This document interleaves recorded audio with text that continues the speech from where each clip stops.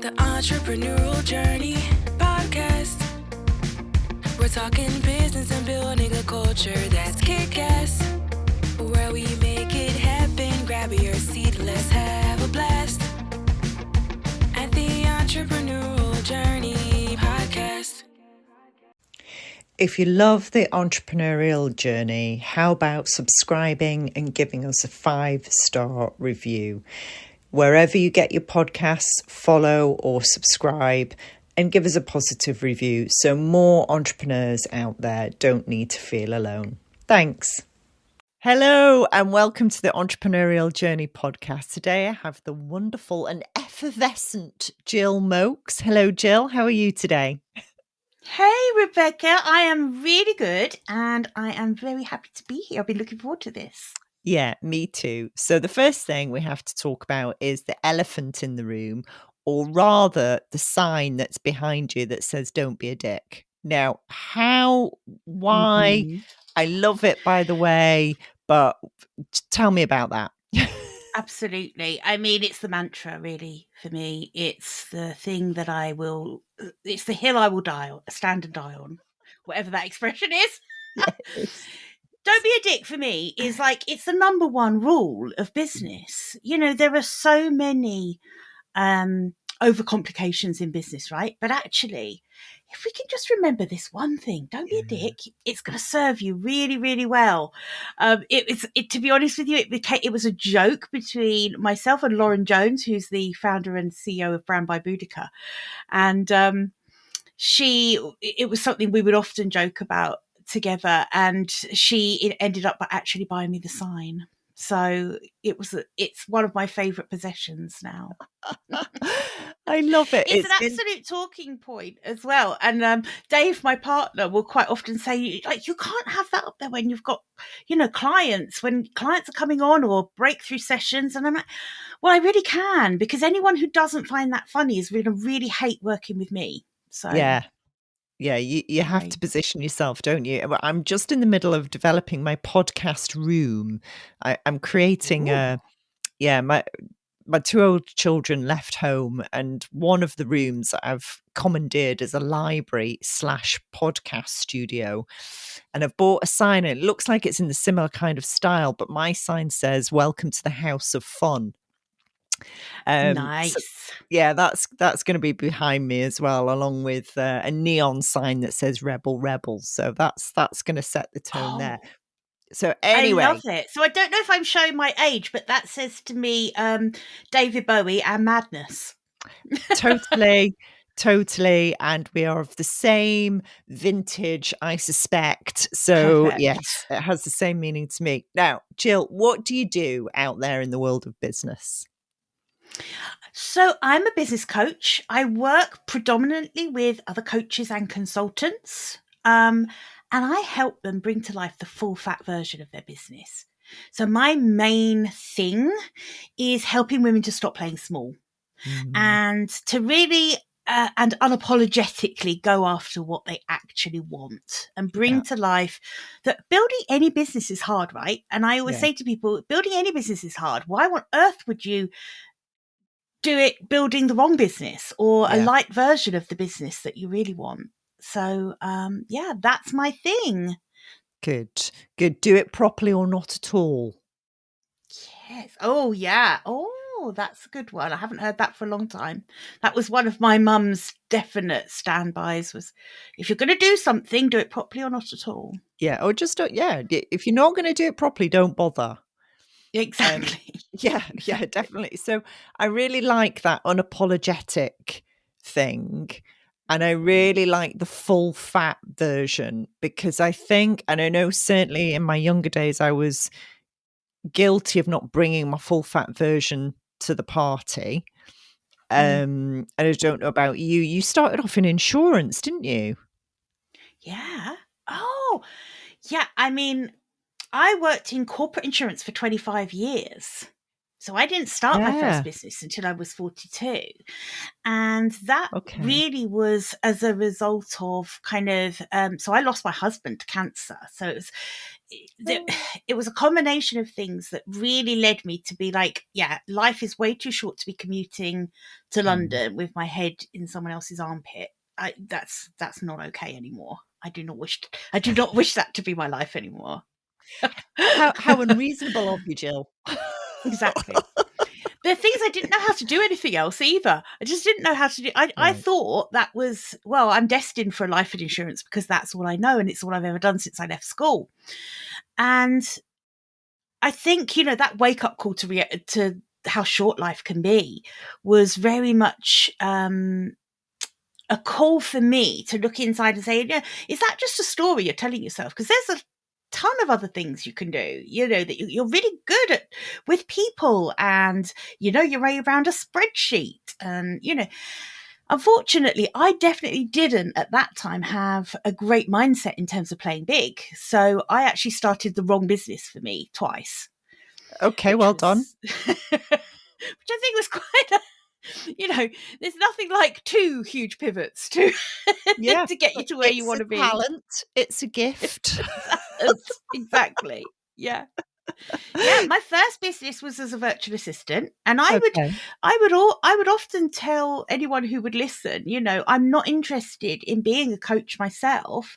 I'm very happy in this supporting role of helping other coaches build their dream businesses. Okay. And it took a long time before I realized that that was such a lie. It was like, I definitely wanted to be a coach. I thought that being a VA and then subsequently to that, an online business manager, I felt like that's what was available to me. Yeah. And that bigger version of what I really wanted was a step too far. It was beyond the ceiling that I'd set for myself of what was available for me. That's really interesting. Now, one of the things I advocate in the process of building your coaching business is baby steps. So that those were the baby steps that you kind of needed to take in order to get to where you are now. And I've seen other VAs do, and do you know Gloria, who knows Lauren? Yes. Yeah. Yeah. So, Love Gloria. yeah, Gloria, she's a really good VA. She's completely wasted as a VA because she's got so many other amazing talents. But it's almost like that coming out of the corporate world, you've got this massive safety net, which is in fact an illusion because they can get rid of you at any moment in time whenever they Oh, want. absolutely. But you've got this perceived safety net and this magic money that appears in your bank account every month. And to go out and let go of that is quite, I mean, it's really scary for a start, isn't it? For most people, that you've got bills to pay, you've got a mortgage, and you have a life-changing event, Gill, that kind of pushed you towards that. Had you considered it at all in the previous 25 years before that life-changing event? Yeah, I had Okay, actually. I right. had. In fact, I would sit on the train as I was commuting to London for probably a good couple of years before I started my first business. I would sit on Mhm. the train and I would listen to podcasts aimed at entrepreneurs. But for me, it was like listening to a fairy tale or a story, and I ended up being quite well informed about starting a business before I ever started a business.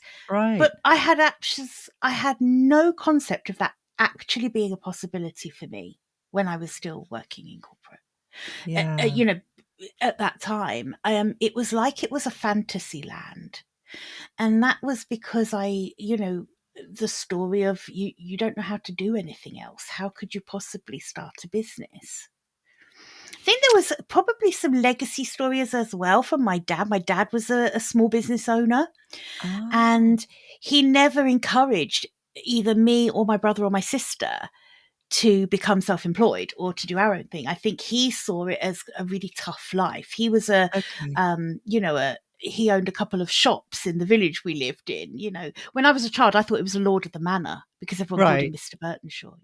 But he was actually a small village shopkeeper. But As a child, I definitely felt like he was Lord of the Manor. Splendid. I know. But so I think there was a bit of a story there as well, that he definitely didn't encourage us. And if anything, he was very much, like you said, this illusion of security within a 9 to 5. You've got to get a job with a good pension. You need that security. So risk taking was definitely not something I was brought up to embrace. That's really interesting, because that was going to be one of my questions about your family background. Mm. So you kind of you've gone to this safe, secure, and 25 years is a very long time. Did you come out of it, and did you feel you'd been institutionalized? That's a good question. I don't think I did. No. I don't think I did, actually. Mm. Now that something's just come up as you asked me that I'm not sure I've ever really acknowledged before, but that is that in the last year or so of working in corporate, I can remember I put myself forward for different projects and things, Okay. something I'd never really done before. I'd always been quite happy. I was in sales for a lot of the time, so I was out on the road a lot. I was visiting different brokers, and I enjoyed that kind of that part of the job. But I remember in the last year or so that I definitely put myself forward for more kind of project-based stuff that wasn't necessarily the underwriting and the sales part of the work that I had, that was my day job, if you like. Right. So I wonder if that was the start, perhaps, of me just testing the water, I guess, of feeling that need to do something different. That's But really I don't think interesting. I felt institutionalized. I felt relief. I felt relief that Yeah. I was able to now focus on doing work I love and not work that just pays my bills. Yeah. And I think having a sales background helps, because Definitely. you can build relationships, you can create money from nothing. Yep. And I think it's one of the key skills. I'm a huge advocate of young people going to work in retail, in hospitality, because Right. they can see how the sales process works in real time and in real life. And obviously out on the road, sales is an extension of that, et cetera, et cetera. So when you first went out on your own, what were the first steps you took? Because a lot of people, I'm thinking of other people who are in corporate now, listening to entrepreneurial podcasts like you were on the train. Yes, absolutely. I often think that when I'm podcasting, I often think, gosh, yeah, I wonder, how many people are still kind of doing that commute and Yeah. listening to this like it's a future paced story.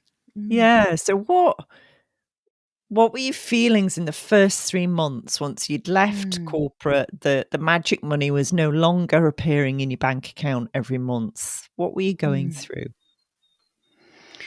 Um, I I am definitely the rebellious one in my family, and I have Yeah. a more risk. I'm much more comfortable with risk than anyone Okay. else in my family is. So I don't think I felt that entrepreneurial terror that a lot of Okay. people feel when they kind of go out alone. I kind of had this ignorance is bliss feeling of, nah, it'll be fine. It'll be Right. fine. Um, so I think that was definitely there. But also I did have that crushing realization of, oh, hang on a minute. So I have to work really hard to get the income lined up. Hang on, my dog's Dog's exiting. Right. Carry on. I definitely had that realization of, okay, I need to bring in enough business to be able to pay my bills. And then when the month finishes, I got to kind of reset the clock and make sure I'm bringing that in again. Yeah. Because that was at a time when I hadn't really thought much about, retainer clients and all that kind of thing. I was really green to that part of it, what the business model for me could look like. And I do remember feeling, God, this is incessant. This is like, it's relentless. I'm how am I going to keep this up? Because everything felt like I was like really pushing towards hitting this financial number at the end of every month, and then going, okay, reset, right, start again. So exhausting. But of course, what you said about like the baby steps of getting to where I am now. I think that it is like a rite of passage. And I do think, particularly being a VA and then an online business manager, was like the perfect training ground for becoming a business coach, because I got to see so many businesses and what worked for them and what didn't work for them, and how they could improve things. And, for me, I think that world is the best training ground, certainly for business coaches. Thanks for listening, everybody.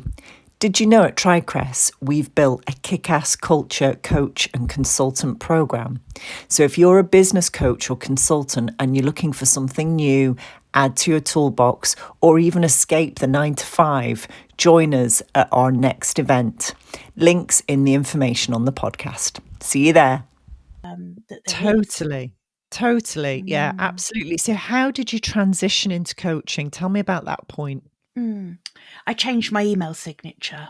Okay. Oh my God. I wish that I was saying that as a joke. It's so true. It's actually true. Yes. I would just like to add that since then, I have become ICF-certified, accredited as a coach. But no, honestly, honest to God, I literally had a bit of a wake-up call. I was talking with a really dear friend of mine across the pond, Rebecca Gunter, and we had this conversation, and she was talking to me. She's saying, well, but why aren't you a coach then? I don't understand. Like, she was genuinely like, couldn't really, I don't understand, and she was helping me reposition what I did. And I had that kind of absolute flash bang realization. Oh, I actually am coaching already anyway. It's just that people are only paying me for online business management. I mean, what I'm doing with my clients is coaching them. And I literally overnight changed my email signature and changed my social media profiles and became a coach. I love that. And I'll tell you why I love it, Jill. Because we train business coaches and consultants, as you well know. And one of the things they say, well, how do I get started? And we say to them, just change your LinkedIn profile and tell everybody you're a business coach. And they go, is that it? And you're like, yes. Yes, it is. Simple. Yeah. And be a bloody good one. Be a good business coach. Yeah. But in terms of repositioning yourself, yeah, absolutely. And that is all there is to it. Yeah. And I think we can overcomplicate it, can't we? I didn't wait to have the perfect website. I didn't wait really for anything. I just changed what I was doing. Brilliant. Yeah, brilliant. Yeah. I mean, similar journey for me. I came out of recruitment, had 6 months off my third baby, and then went, right, I'm going to be a coach.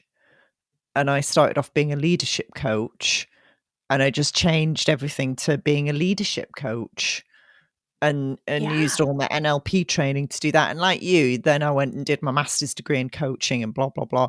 Exactly. But it definitely started with I'm a coach now. I had some skills and tools that, like you, being a VA and looking at business systems and things like that, I'd interviewed hundreds and hundreds of finance directors and partners in accountancy firms. So I knew all the business models. It was the best research ever. Absolutely. So, it's a lot of people have these skills and experience, and they don't see that that's like 10, 20 years of research that they can then take into coaching. So no, that's good. So who do you coach and how do you work? I coach female founders, and at the moment I coach one-on-one with my clients. So my model is that I coach one-on-one, and I also have a mastermind group for my private clients. So, which is called Rise Together. And I am incredibly lucky. No, it's not luck. I have very intentionally created a business where I get to only work with women that I absolutely adore. And I think that that makes me one of the luckiest people on the planet. I really, really do. I can't reinforce that enough to my own clients, the importance of working with people you just adore working with, because it changes everything, doesn't it? And it's not always been that way. I've worked with some nightmare clients, and that I'm never going to do that again. So I work one-to-one. I also have in the past had group programs and workshops, and Lauren and I are partners in unapologetic retreats as well. But predominantly my main offer is private coaching with me, because that's still what I love to do. Yeah. And when it's your own business, you get to choose who you work with. Absolutely. And you don't have to work with the idiots anymore. No. You just politely decline and move on to the people that you do want to work with. Absolutely. And it's such a privilege to get to that point. And I'm aware of that. Yeah. I'm really aware of that. But also there is a pathway to that. And it's really around just absolutely delighting every client you ever work with, giving them the most incredible experience so that they can't help but refer you to all of their other female founder friends. And it works like a dream if you do that. I think so many of us get really hung up, don't we, on mastering all of the marketing tactics and the social media stuff and all of that kind of thing. And that's never really been my bag. I've been much more about relationship building, and that's always stood me in good stead, really. And you... And because you love it, you end up in this virtuous cycle, don't you? If you love what you do, so when you do work with clients, you always over deliver anyway, because you love it so much. And then they tell everybody, and then you get more work, and it is just a lovely virtuous cycle of gorgeousness. It really is. I love that. It's a virtuous circle of gorgeousness. It is. I love it. And you attract great people because you're giving off that energy, and it's just a joy and a pleasure. And you're right. It's, I think you have to kiss quite a lot of frogs along the way. Yes, I would agree. Because again, I think that's part of the process of working out who you do like working with and who you don't like working with. And I once received some really interesting advice when I was a young teenager from an auntie, my Auntie Sissy she was. And she said, Rebecca, Aunt Sissy. She said, and she was a character. She was a character, Gill. At New Year, she used to, what she would call, get into her cups. So she'd have a fag hanging out of her mouth. She'd take her corsets off because she'd drunk too much gin and euthanasia, as she called it. She would light her fag with the flame on the highest, so she'd singe the into her hair. Anyway, Auntie Sissy gave me some very sage advice. Look, she said, go out and kiss as many boys as you can. She said, kiss the tall ones, the fat ones, the thin ones, the clever ones, the stupid ones, the rich ones, the poor ones. Kiss. She said, it's only then you work out which ones you like. And I think it's a bit like that with clients. You don't have to kiss them, obviously. Right. But you kind of have to try a few, don't you? Definitely. And also it's I would add to that as well, that it isn't just about the ones you like, it's who do you get the best results for? Yeah, because it's that combination of clients you love working with, because you're so right. When you adore working with someone, you're always going to over deliver. You're always going to leave them feeling good, and you're going to feel good, and you're going to want to do more of it. But also it's like, which of the clients that you adore are also the ones that you get the best results for? Pair those two together, And that's a business built on referrals for life. Ooh, and that's your niche, Jill, isn't it? That's your niche. That is your That's niche. I think we've just uncovered something there. Quick, let's turn it into a model, put a trademark against it and flog it. Quick. I think that's fabulous. So the retreats now, tell me about those, because I do like a retreat. Love a retreat. So we held our inaugural retreat in Portugal last year. Oh, wow. Which was absolutely amazing. Lauren and I, we didn't really know what to expect from the experience of hosting a retreat. And I think we both came away feeling like, for one thing, it was not a holiday. No. It was intense. Yeah. But the feeling, if you could capture job satisfaction, that would be right up there, because I think we both came away feeling like, wow, we've changed lives in that week. We've changed lives. We've changed futures in that week. And isn't I think that's what we're all in business for, isn't it? Is to get that feeling of having made a difference. Yeah. So, yeah, we didn't know what to expect. And I think it exceeded our expectations in terms of the satisfaction, the experience. It was hard work. It was intense, but so worth it. So worth it. I think this year so under the Unapologetic Retreats umbrella, we'd really love to build that out with other experiences. So maybe some workshops over here this year. I think next year we'll do another sort of a destination retreat next year. Right. So we're kind of going to experiment a bit and mix it up. I like the all sound of good that. business is about experiments, right? Yeah, I like the sound of that a lot. And what kind of people came on your retreat? So the women who came were coaches and consultants. Okay. And they were all kind of in a transition period.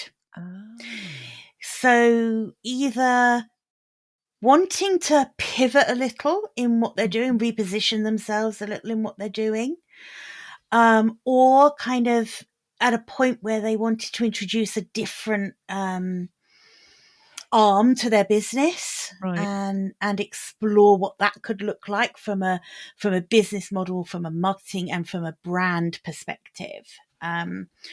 And so, yeah, they were all reasonably a similar stage in their business. They were established entrepreneurs who were really in a period of transition, I think, into something even bigger and better.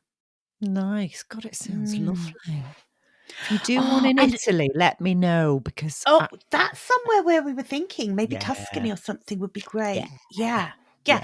And we learned so much by doing the first one. We learned so much about what works and what we can make even better next time, in terms of the venue and things like that. I mean, hotels are great, but actually, imagine if we were all together in a villa. Like how amazing, transformational would that experience be? So we're kind of toying with ideas at the moment of what it might look like. Great. Right, we'll keep you posted. Definitely. Now, you might know the answer to this question, because Lauren obviously is our head of brand as well. So this is a question she may ask, and she may have asked this about your business. So if your business had a personality or a character, either who would it be or how would you describe it, Jill? Oh, now this should roll off my tongue, because Lauren is currently rebranding my business. There you go. So I have done this work with her, so I should definitely know the answer to this. If my business had a personality, I think it would be the love child of Oprah Winfrey. Yeah. And Stephen Covey. Oh, nice. The late great. Wouldn't that be a really nice combo? Yeah. Yeah. I feel Yeah. like that would be a good combo. Yeah. Loving Mm. that, Yeah. definitely. And here's another question that Laura may or may not have asked you in her branding process, which I highly recommend to anybody. Yes, absolutely. It's amazing. What do you think your purpose or your destiny is that drives you, Jill? Oh, Rebecca, I love that you've asked me this, because there are times when I would have given you such flowery, long-winded answers to that question, because I Okay. really wanted my purpose to be something impressive, or so, it's like I wanted my purpose to be something that people would go, oh, isn't she fabulous? And then I suddenly realized that actually no, I want it to be real and true. So I think my purpose is really to give, Hmm.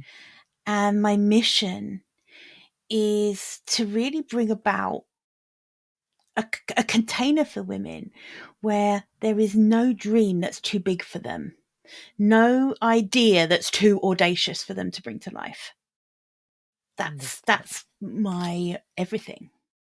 Oh, I Mm, love that.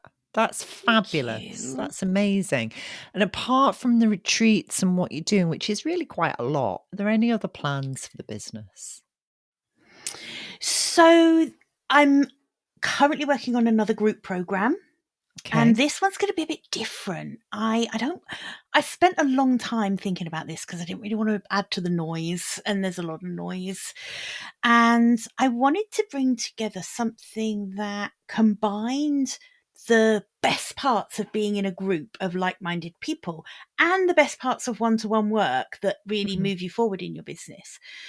And the part of business that I'm always asked about the most, and that clients, when I survey either clients or prospective clients or people in my network, which I do periodically, often what people want is very simple in business. They want to have more of the right clients and make more money.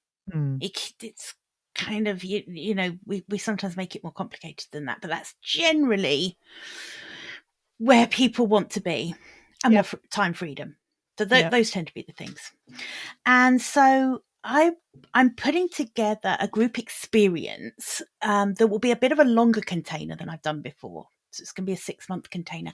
And it's going to really be about creating, marketing, and selling a really irresistible offer, and what that looks like for you, and what makes an offer irresistible to your perfect clients, the ones that you're going to adore working with. So that's what I'm working on at the moment, which is Nice. exciting. That is super exciting, and I wish you Mm, all the luck in the world. Your thank contact you. details will be in the show notes, so people will be I able to get really hold of you. appreciate that. Thank you for Abs asking that. No, absolute pleasure. We're all about raising each other up. We're all about Oh, sharing the stories so that other people either feel comforted or inspired by what our guests talk about. And the main purpose for starting the podcast is so that entrepreneurs never have to feel alone. In yes. that, they know there's somebody out there that's either been through what they're going through or what they're about to go through, and they've come through the other side, or the lessons they've learned. Mm, And then about, the guests we've got on, being signposted to our audience. So if you're interested in it, go and contact them. Go and yeah. find out more about what they're doing. If it's triggered something in your head, and you think, oh yeah, I fancy doing that, get in touch. I Definitely. love that, Rebecca. We are. I think I said to you before, I feel like you're a woman after my own heart. I think we share a really similar approach to that kind of, that you're a generous entrepreneur and business owner, and I think that's everything to me. Those are the people I want to surround myself with. So thank you Yeah, for I that. I I don't think there's any other way of doing it and remaining sane and humane. Oh, I like that. Yeah. And I think Yeah. you're absolutely bang on, because Mm. otherwise you end up being a dick. What a superb place to finish. Thanks, What a Jill. beautiful way to come full circle.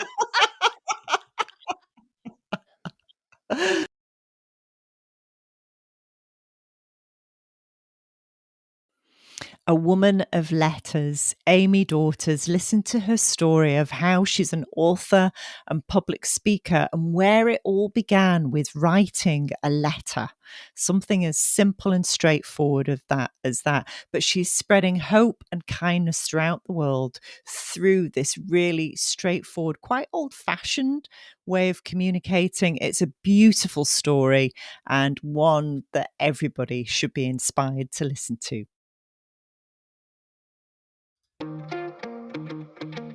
The Entrepreneurial Journey Podcast. We're talking business and building a culture that's kick-ass. Where we make it happen. Grab your seat, let's have a blast. At the Entrepreneurial Journey.